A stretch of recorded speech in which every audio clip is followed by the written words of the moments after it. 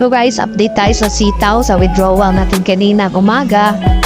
Ayan, titingnan ko yung dashboard ko. Okay, nakikita ko merong return wallet, squeezing money, return to wallet, then magbigat tayo ng orders. Scroll lang natin. Unahin natin muna yung pinakauna na ipikapin natin yung pinaka-last.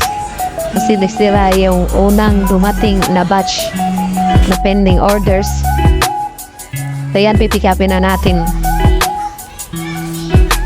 Okay, babayaran natin para mapadala na.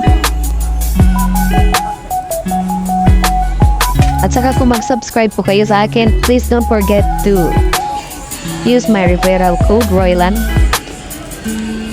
Nakikita po niyo dyan sa screen. Kaya tignan niyo yung affiliate ko, may income na naman, 737. Ayan. 737 kanina pag-withdraw natin. Bandang 9 AM yan, 16,863. Yan yung withdrawals natin kanina. So titignan natin kung napasok na ba siya sa bangko natin. Ayan, kung makikita mo. Ayan, nag-update na rin ako na video na grocery na nga sila. Ayan. Yan. Okay, may pumasok talaga. Very reliable talaga sitaw in terms of withdrawal. Very liquid. Yan, makita mo. Nag-withdraw ko kanina umaga, pagkahapon, pasok agad sa bangko ko.